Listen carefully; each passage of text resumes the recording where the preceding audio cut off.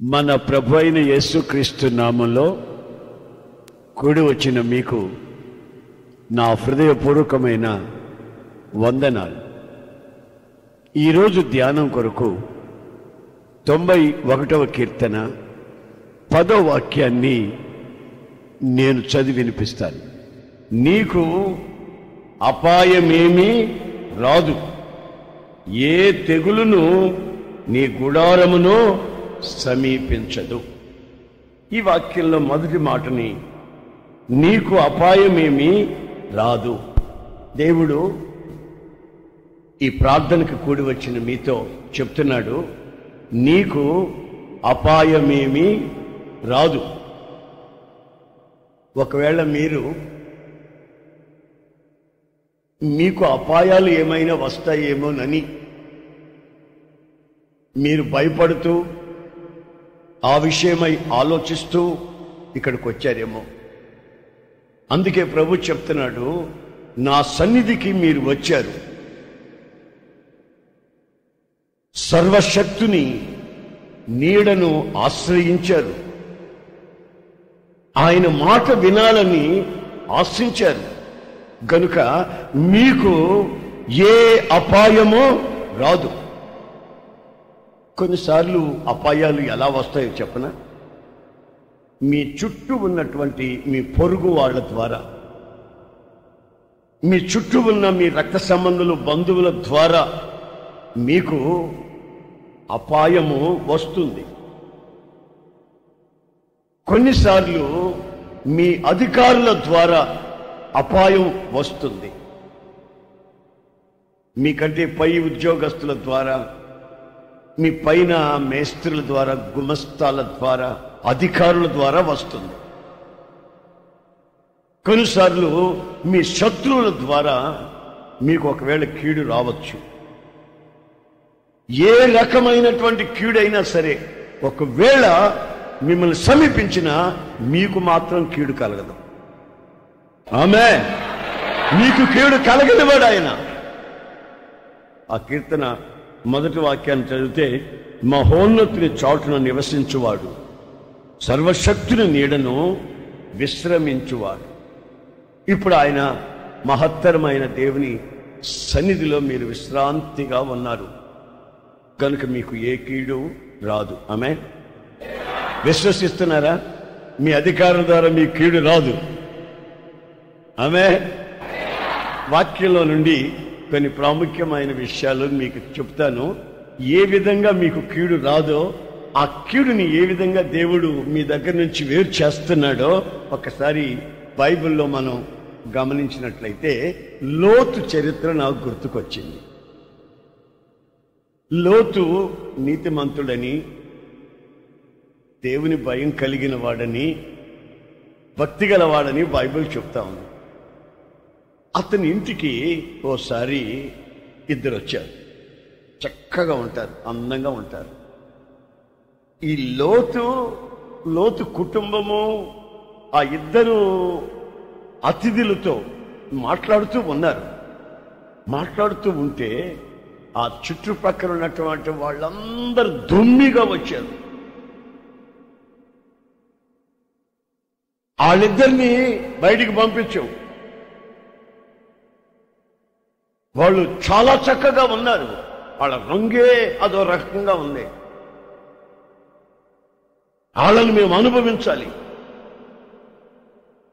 వాళ్ళని మేము బ్రతకనివ్వము, వాళ్ళని మేము ఆగం చేయాలి, పాడు చేయాలి అని వాళ్ళని పంపించమని బయటికి ఒకటే గొడవ పెట్టుకున్నారు.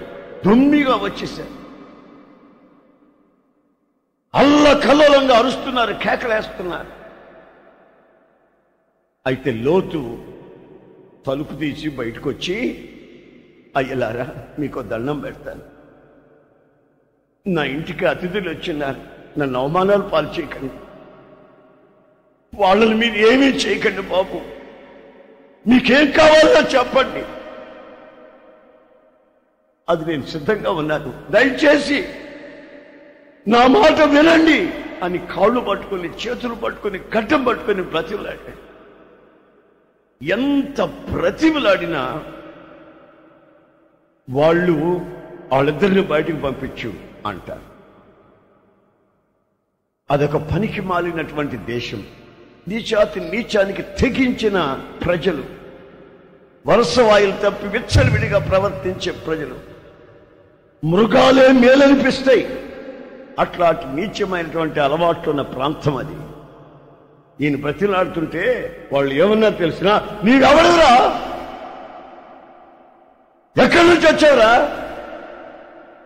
నీ ప్రాంతం ఏది, ఎవరి నుంచి వచ్చావు, మాకు బుద్ధి చెప్తావా,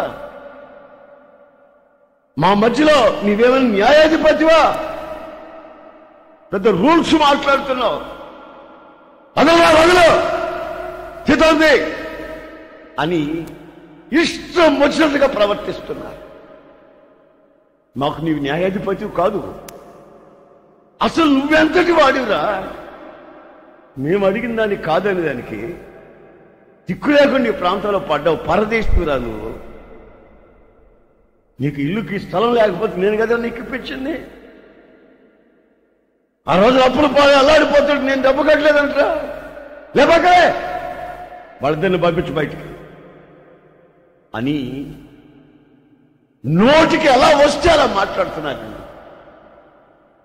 లోపల భార్య పిల్లలు గడగడ గడగడ గడగడ వణికిపోతున్నారు. దొమ్మిగా వచ్చేసారు ఇంటి మీదకి. ఆ చుట్టూ ఉన్న ప్రజలంతా వచ్చేసారు. వాళ్ళని అడిగేవాళ్ళు లేరు, ఇతని పక్షంగా మాట్లాడేవాళ్ళు లేరు.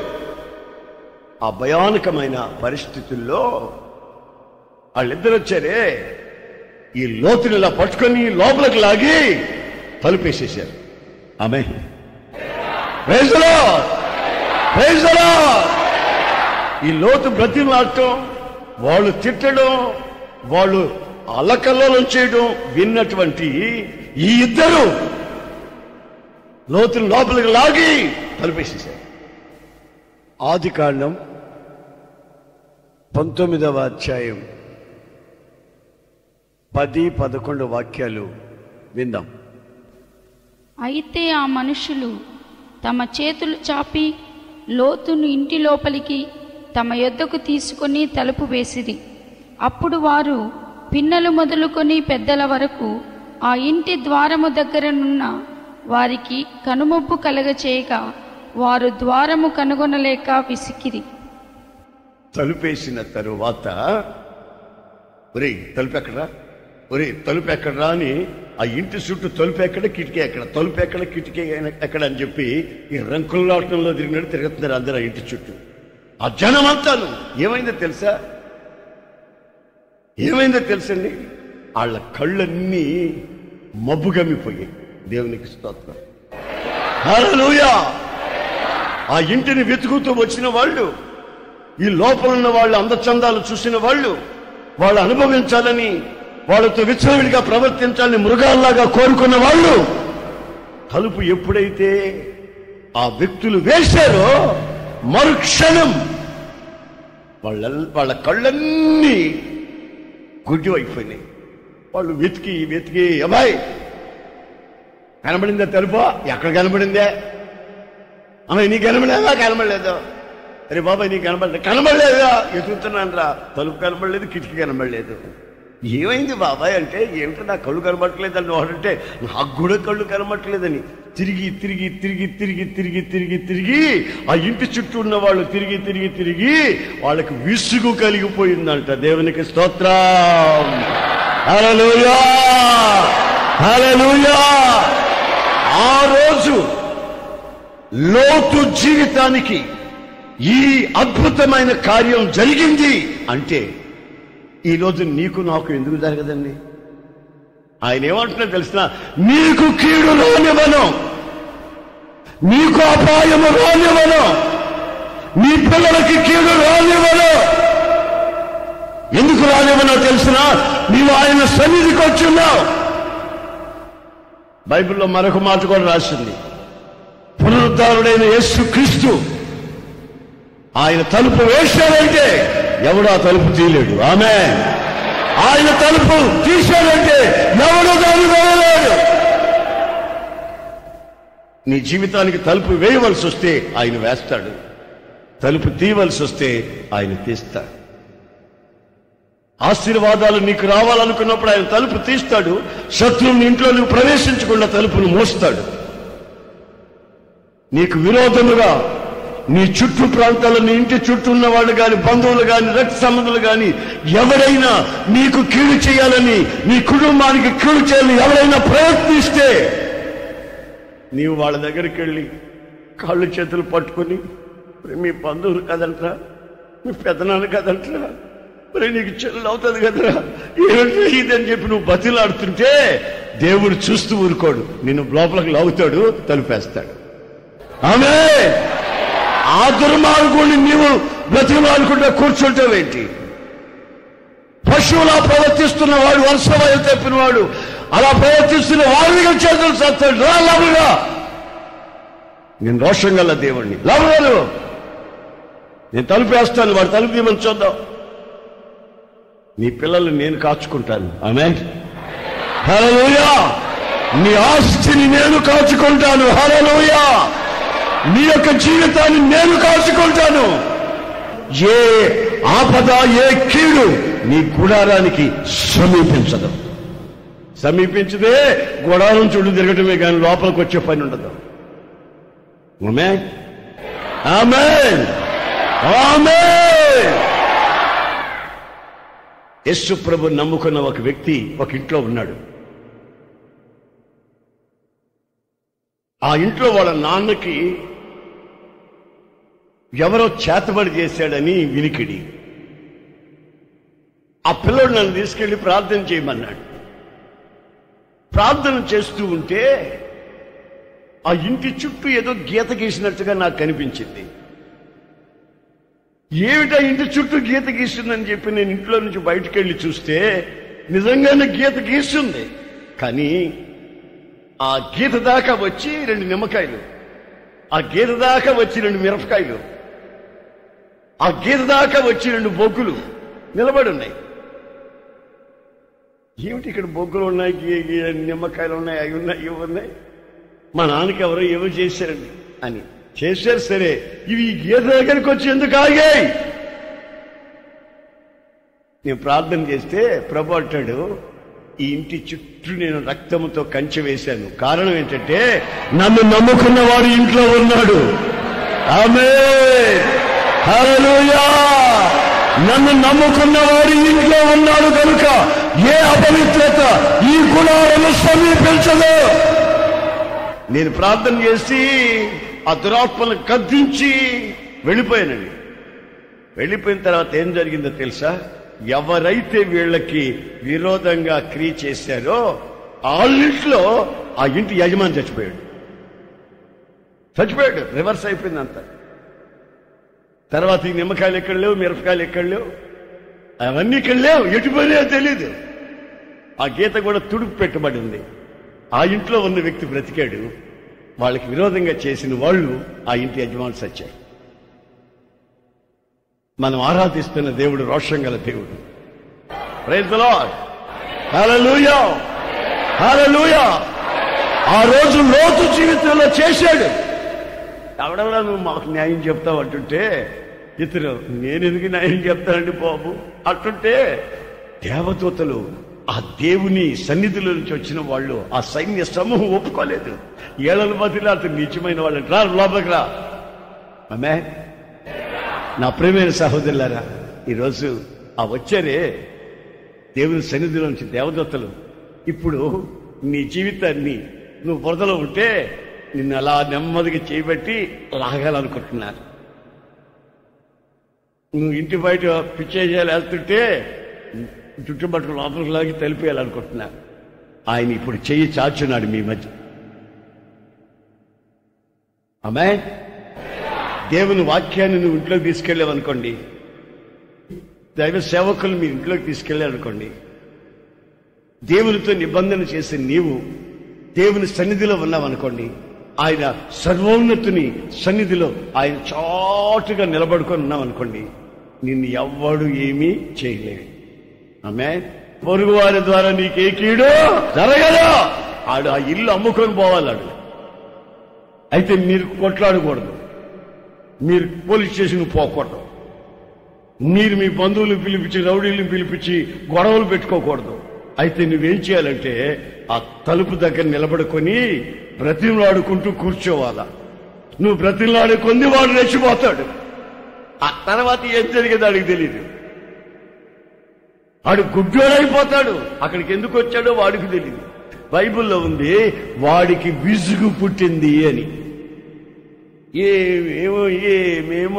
ఏమేమో చేసి చూశారు. ఇప్పుడు ఏమీ కుదరట్లేదు. దేవుడు వాళ్ళ కళ్ళ ముందే మిమ్మల్ని అంతకంతకి ఆశీర్వదిస్తా ఉన్నాడు. Hallelujah, amen, praise the Lord, praise the Lord. రెండవది ఒక సంగతి చెబుతాను. అధికారాలు కలిగిన వాళ్ళు మహా చెలరేగిపోతారన్నమాట. దేవుని బిడ్డలను చూస్తే వాళ్ళకేంటో అదో రకమైన సూపు. వీడు భక్తుడంట, వీడు లంచం తీసుకోడంట, వీడు ఎవడికి దండం పెట్టడంట, ఏ పూజా పునస్కారాల కొబ్బరి మొక్కలు తినడంట అని మనల్ని చూసి అదో రకమైన సూపు చూస్తూ నీచంగా భావిస్తారు. అనేక చోట్ల ఈ రోజున ఈ కులగజ్జి కలిగిన వాళ్ళు, ఈ మతపిచ్చ కలిగిన వాళ్ళు దేవునిని ఆశ్రయించి దేవుని సన్నిధిలో ఉన్న ప్రజల్ని అదో రకమైన విపరీతమైన భావంతో మనల్ని ఏదో చేసి అణగొట్టాలని ప్రయత్నాలు చేస్తా ఉంటారు. అయితే దావీదు సౌలు జీవితంలో ఒక సంభవం జరిగిందండి. కెయిలా అనే పట్టణంలో దావీదుతో కొందరు ఉన్నారు. ఆ కెయిలా అనే పట్టణం మీదకి ఎవరో శత్రువులు వస్తే అక్కడికి వెళ్ళి వాళ్ళకి సహాయం చేసి ఆ పట్టణాన్ని వాళ్ళ కొరకు నిలిపాడు. ఆ పట్టణస్తులందరూ దావీదు చేత మేళ్లు పొంది ఆనందంగా ఉంటున్నారండి. అలా ఉంటున్న రోజుల్లో దావీదు కెయిలా పట్టణంలో ఉన్నాడని, ఆ పట్టణానికి తలుపులు గడియలు బాగా బందోబస్తు ఉందని, ఆ పట్టణంలో పోతే వీడిని నిమిషాల మీద పట్టుకొని చంపేయచ్చని పగబట్టి తిరుగుతూ వస్తూ ఇంచుమించు కెయిలా పట్టణంలో ఉన్న సంగతి తెలుసుకుని ఆ పక్క పట్టణంలోకి వచ్చి ముట్టడి వేశాడు. ఆ సంగతి దావీదుకి తెలిసింది. సౌలు తనకు కీడు చేయాలని, నన్ను చంపాలని వెతుకుతున్నాడు. ఈ తలుపులు గడియలు ఉన్నటువంటి ఈ పట్టణంలో అయితే తేలిగ్గా దొరుకుతాడని ముట్టడి వేసి వచ్చేస్తున్నాడు, నన్నిక చంపేస్తాడు అని అందరూ చెప్తున్నారు. అందరూ చంపేస్తారని చెప్తుంటే ఇతను ఏం చేశాడు తెలుసా? దావీదు ఆకాశం వైపు కన్నులెత్తి ఓ చిన్న ప్రార్థన చేశాడు. అయ్యా, ఈ పట్టణానికి నేను చాలా మేళ్లు చేశాను, ఈ పట్టణస్థులు నన్ను సౌలు చేతికి అప్పగిస్తారా అని అడిగాడు. దేవుడు అన్నాడు, అవును, వీళ్ళు కృతజ్ఞత లేని ప్రజలు, నిన్ను సౌలు చేతికి అప్పగిస్తారు వీళ్ళు అని దేవుడు చెప్పాడు. మరి ఏం చేయమంటావు అని అడిగితే, చదవండి, 1 సమూయేలు గ్రంథం 23వ అధ్యాయం 13వ. అంతట దావీదును దాదాపు 600 మంది అయిన అతని జనులను లేచి కెయీలాలో నుండి తరలి ఎక్కడికి పోగలరో అక్కడికి వెళ్ళిరి. దావీదు కెయీలాలో నుండి తప్పించుకొనిన సంగతి సౌలు విని వెళ్ళక మానెను.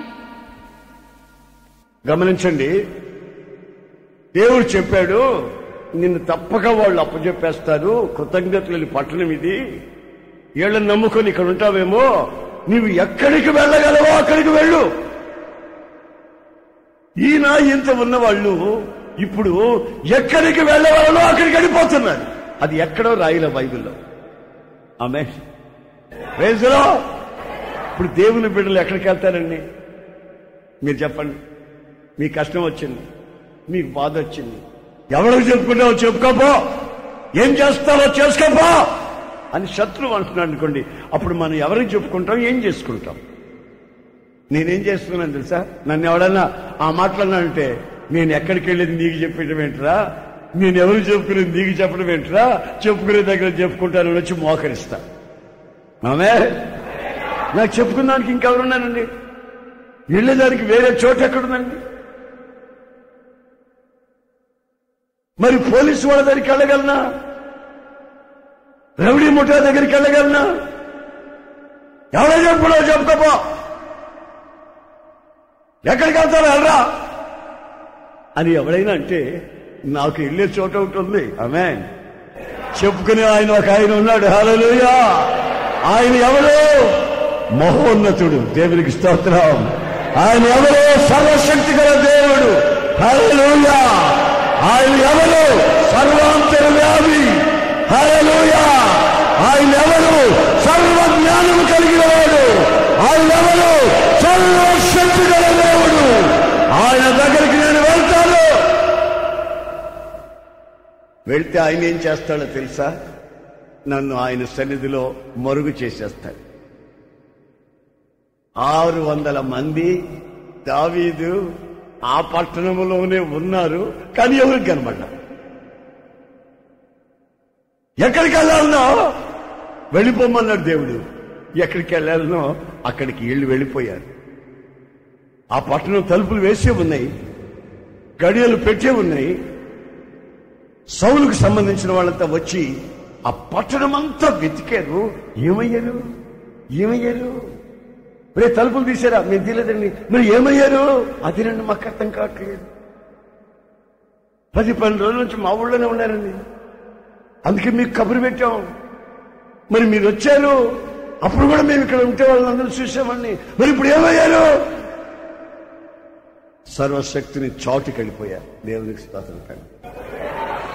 దేవుడు తన గుడారాన్ని వాళ్ళ మీద కప్పాడు. హల్లెలూయా. తన రెక్కల నీడలో వాళ్ళని దాచాడు. హల్లెలూయా. ఆయన సన్నిధి చేత వాళ్ళని మరుగుపరిచాడు. హల్లెలూయా. సౌలు అంటే ఒక పెద్ద అధికారి. ఆయన చేతి కింద సైన్యం, గుర్రాలు, రథాలు, గొప్ప సైన్య సమూహం, బలం.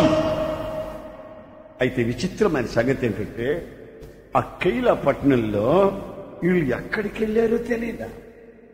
మనకు దేవుడు ఇలాంటి శత్రువుల ద్వారా తప్పించుకునేందుకు ఒక మార్గాన్ని సరళం చేశాడు. ఆ మార్గం ఏంటో తెలుసా? ప్రార్థన. ఆమేన్.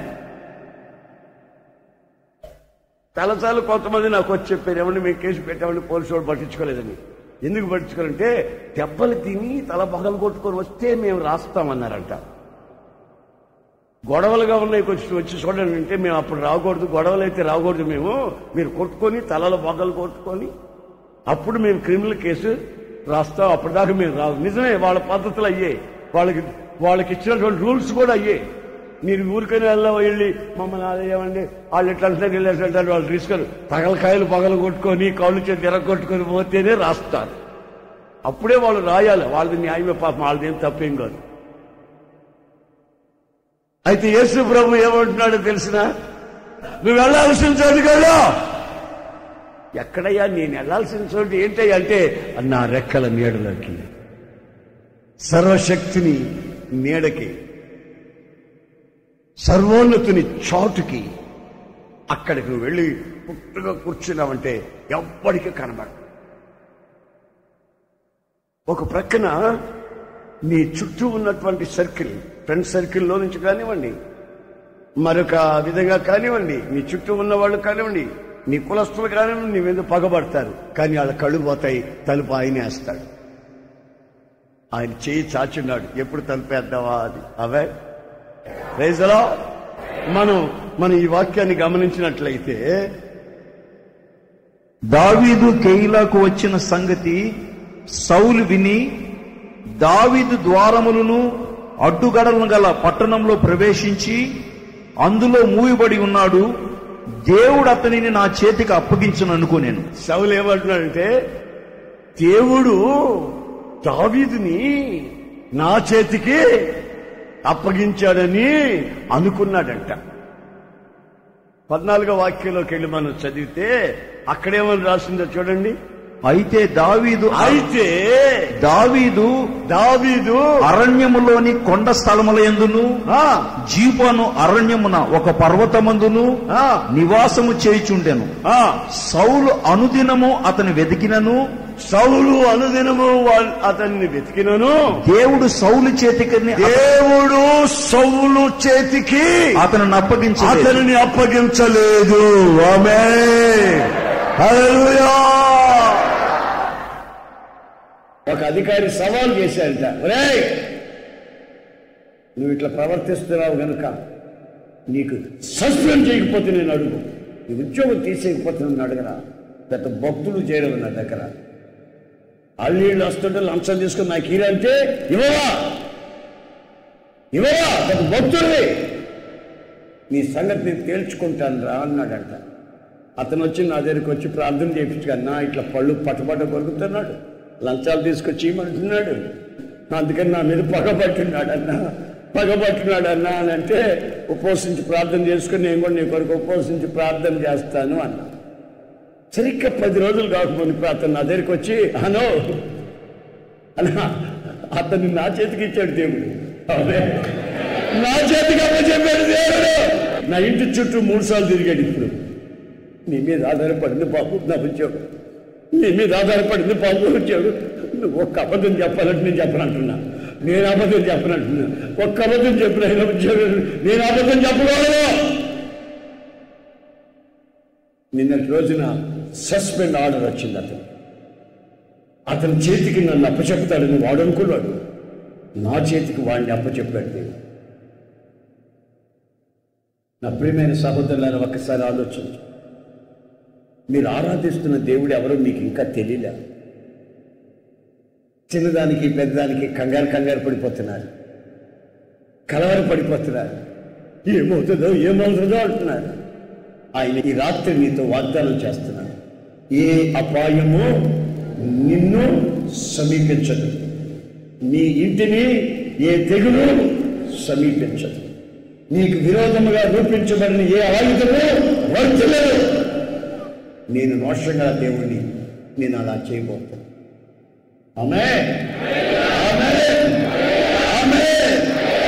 దావీదుని చేతికి దొరికించుకుని హింస పెట్టి చిత్రవధి చేసి చంపాలని వచ్చినటువంటి సౌలు తోక ముడుచుకొని ఇక మనం వెళ్దాం పదా, తలుపులు గడిలేసిన పట్టణంలోనే వాడు అంతు లేకుండా వెళ్ళిపోయాడంటే ఇక ఆడిని మనం పట్టుకోలేం బాబు, మనం త్వరగా బయలుదేరి వెళ్ళిపోదాం, లేకపోతే ఆడి చేతికి దేవుడు మనల్ని అప్పచెప్పాడు. నా ప్రియమైన సహోదరులారా, మీరు ఈ రోజున ఎవరిని కీడు చేస్తారని, నీ పిల్లలకి ఎలాగో అవమానాలు కలుగు చేస్తారని నీవు ఆ బాధలో ఆ కన్నీళ్ల మధ్యలో ఆయన సన్నిధికి వచ్చావేమో. ఆయన సూటిగా నీతో ఈ రోజున మాట్లాడుతున్నాడు. Amen. Praise the Lord. Hallelujah, hallelujah. మరొక సంగతి కూడా నేను మీకు చెప్తాను, చదవండి. నెహెమ్యా 6వ అధ్యాయం 2వ వాక్యం.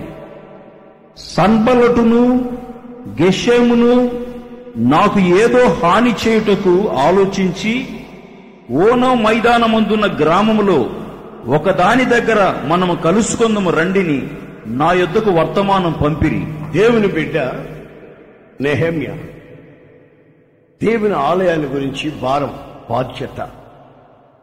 మన శరీరం దేవుని ఆలయం కదండి. ఈ శరీరాన్ని గురించినటువంటి బాధ్యత గలవాడు. ఈ శరీరానికి ప్రాకారాలు కట్టాలని, దేవుని నివాసంగా ఈ శరీరం ఎప్పుడూ ఉండాలని, పవిత్రత మాత్రమే ఉంచుకోవాలని నెహెమ్యా ఆలోచించినవాడు. అయితే ఇతనికి విరోధంగా కొంతమంది ఆ శత్రువులు అనేక కీడైన అపవిత్రమైన ఆలోచనలు నెహెమ్యాకి విరోధంగా ఆలోచిస్తా వస్తున్నారు. ఒక రోజున కబురు పెట్టారు, మేమంతా ఇక్కడ పోగై ఉన్నాం, చాలా విషయాలు మాట్లాడాలి, నెహెమ్యాకి విరోధంగా కొందరు మాట్లాడుతున్నా ఆ విషయాలు మాట్లాడాలి అని నెహెమ్యా కబురు పెట్టారు రమ్మని. నెహెమ్యా అంటాడు, నేను మీ దగ్గరికి ఆలోచనలకు రాను, ఎవరైనా నాకు విరోధంగా ఏదైనా చేస్తున్నారా చేయనివ్వండి. ఇంతటి గొప్ప పని, ఇంతటి మహత్తరమైన దేవుణ్ణి ఆరాధించే నేనేమిటి, మీ దగ్గరికి రావాల్సిన ఏంటంటే ఆలోచనలు అడగడం ఏమిటి అని నేను రాను అన్నాను. నిజంగా వాళ్ళు పిలిపించింది ఎందుకో తెలుసా? అక్కడికి పిలిపించి రాజుగారిని పిలిపించి అతని మీద ఏదో నేరాలు మోపి తన ఉద్యోగం తీయించి తనని జైల్లో వేయించాలని ప్రయత్నాలు చేశారు. ఒకసారి కాదు, 2 సార్లు కాదు, 5 సార్లు పిలిపించారండి. పిలిపిస్తే నేను నా అంతటి వాడు రాకూడదు, నేను దేవుడు నమ్ముకున్నవాడిని.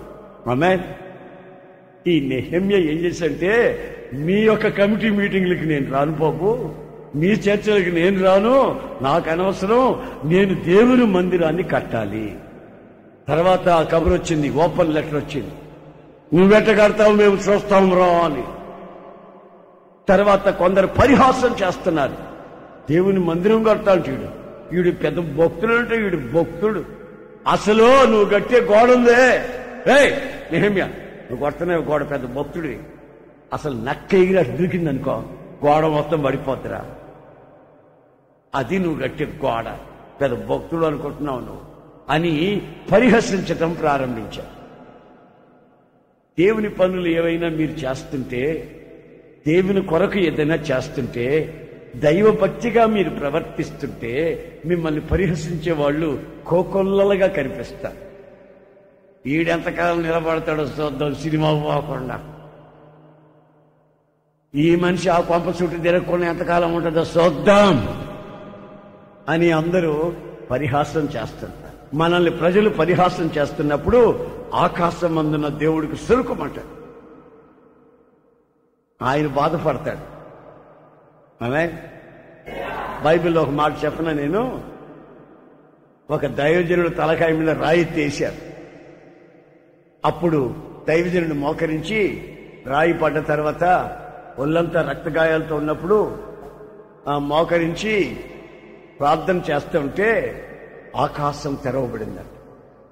ఆకాశం తెరవబడుతూ ఉంటే అతను అంటాడు, అయ్యల్లారా ఆకాశం తెరవబడింది, నా తండ్రి కుడిపార్శ్వమందు నా యేసయ్య నిలబడుకొని ఉన్నాడు అని ఎర్రి కాకేశాడు.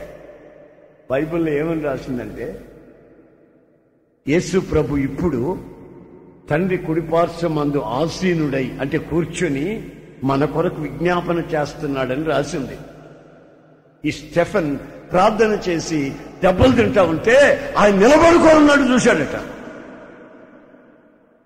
ఏమిటి కూర్చొని ఉన్నట్టు రాసిందే, ఈయనేమో దర్శనంలో నిలబడుకున్నట్టు రాసిందే అని నేను ఆలోచించుకుంటే ఆయన కూర్చొనే ఉన్నాడు అంతదాకా. దైవజనుడి మీద ఎప్పుడైతే దెబ్బ పడిందో ఆయన లేచాడు పైకి. ఏమే ఎందుకో తెలుసా, ఆయన చేయిని చాచేదానికి. హల్లెలూయా. ఇతన్ని ఇక్కడ కొడుతుంటే ఆ దెబ్బలు ఆయనకి తగులుతున్నాయి అక్కడ. అందుకని శుభ్రంగా కూర్చొని ఉన్నాయన పులుకుపడి లేచి నిలబడుతున్నాడు. ఆ దర్శనం దైవజనుడికి స్టెఫెన్కి చూపిస్తున్నాడు.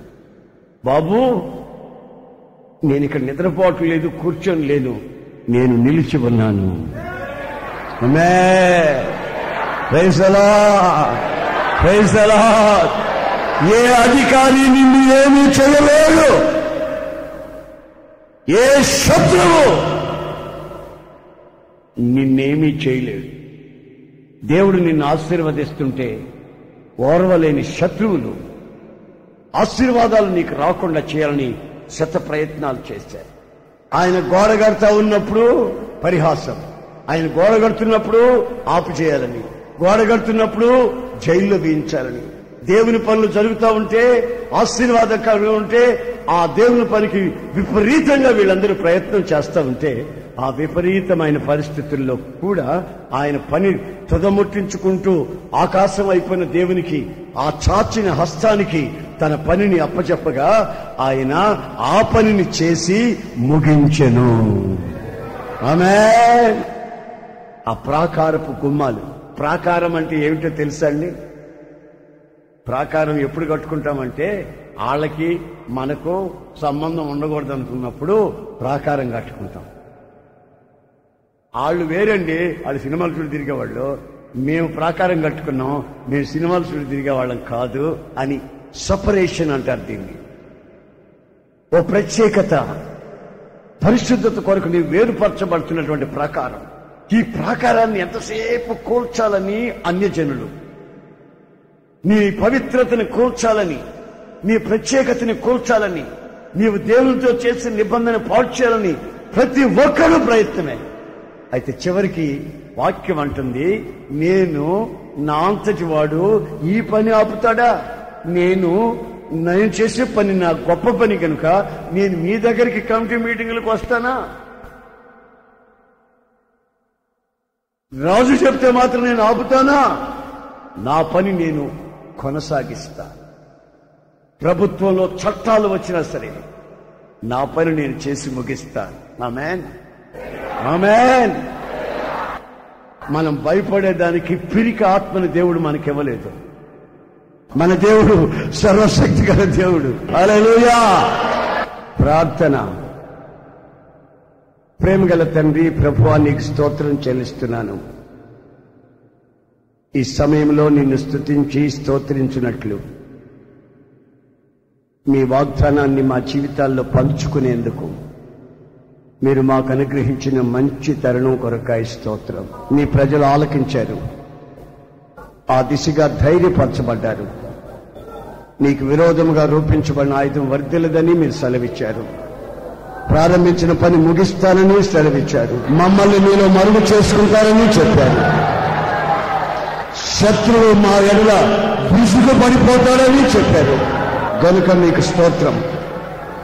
ఏ విధం చేతనైనా మాలో ప్రారంభించిన ఈ పనిని పూర్తి చేయమని నజరేయుడైన యేసు నామములో అడుగుచున్నాను తండ్రి. ఆమేన్.